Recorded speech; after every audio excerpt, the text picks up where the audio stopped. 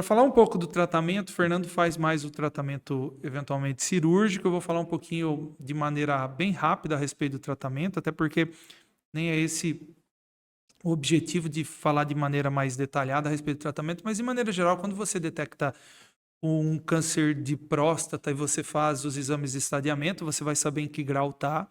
E se tiver no estágio clínico bem inicial, bem no início mesmo, de uma maneira bem grosseira, é indicado ou a cirurgia ou a radioterapia. Existe também, que a gente estava até discutindo antes de começar, a observação vigilância, mas a observação vigilante é só ficar observando, mas é uma coisa muito complicada. E para a gente que já faz isso há muito tempo, a gente que é mais velho, né, Fernando? A gente tem um certo preconceito com isso, mas tem que ser assim, risco muito, muito baixo, risco muito baixo chamado. Se o tumor for já um pouco mais avançado, você já entra com agonista, antagonista do LHRH, que é aquela chamada hormonioterapia, e depois faz algum procedimento juntos, seja ela cirurgia ou mesmo a radioterapia, e depois continua com a hormonioterapia. E se for doença metastática, aí você tem algumas outras coisas para fazer. Hormonioterapia ou as novas drogas que hoje tem no mercado, né? Como os antiandrogênicos, tem também inibidores da enzima PARP, que aí a gente chama uma coisa mais específica para falar, e são, de maneira geral, o tratamento do câncer de próstata é assim que funciona. Mas para a gente falar a respeito, Fernando, de cirurgia, que é mais a sua área, e eu acho que é o que chama mais atenção, e eu acho que é o que as pessoas têm mais dificuldade. Às vezes as pessoas me procuram no consultório para saber assim a respeito de cirurgia e de radioterapia. Eu faço o quê? Eu faço a cirurgia, eu faço a radioterapia. Eu queria que você falasse um pouquinho a respeito da cirurgia e aí sim entrasse na cirurgia aberta e a gente fala um pouco de cirurgia por vídeo, depois a cirurgia robótica, porque a gente dá para explorar muita coisa, inclusive as sequelas que deixam, né? Sim. Quando que você indica, então, quando chega, você indica a cirurgia logo de cara e a questão da idade também. Em geral, assim, os tumores localizados, né, os tumores Uhum. iniciais, ali que a gente que é o momento que é a melhor fase de Uhum. diagnóstico, né, que você tem ali praticamente um leque de escolha, tem opções, né, de cura, né? A gente tem ali como opções inicialmente cirurgia radical, radioterapia e até a vigilância ativa. São, vamos dizer que opções de tratamento, né? Não que a gente entrega para o paciente como um cardápio, mas a gente discute isso caso a caso. Em geral, o que traz as maiores chances de cura é a cirurgia radical, né? As chances de cura são assim, dependendo do caso, 90, 95%. Radioterapia também, as chances de cura são muito altas, acima de 80, 85%. São modalidades que trazem cura.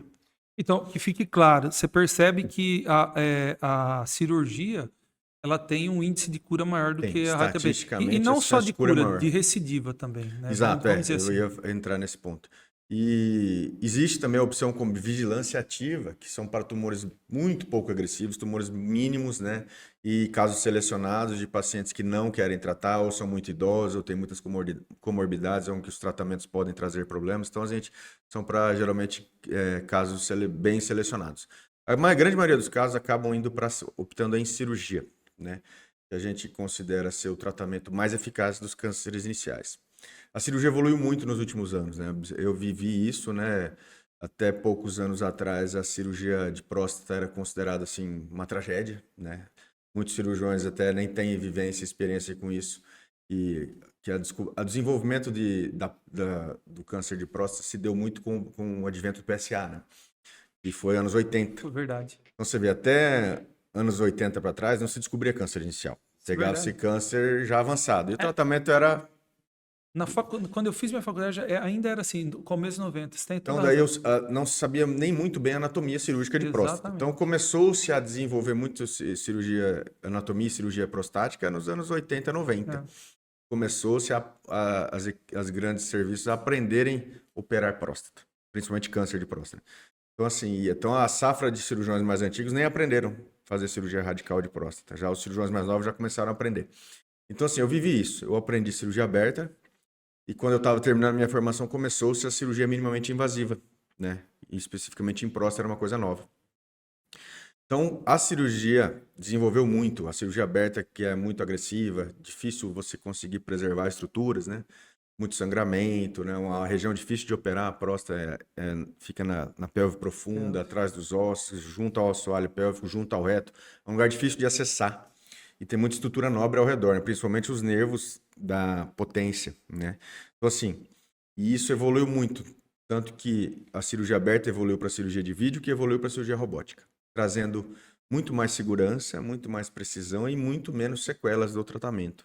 Os grandes problemas da cirurgia sempre foram a incontinência urinária e a impotência sexual, né? Exatamente. Esses Isso são aí. os grandes senões da cirurgia. Isso. Melhoraram muito ao longo dos anos, tanto que hoje, com a videocirurgia e a cirurgia robótica, esses números são muito baixos, dependendo muito, claro, da experiência do cirurgião. Então, a gente tem cirurgia muito mais precisa, com resultados fantásticos, recuperação muito rápida e sequelas mínimas, às vezes até sem sequelas.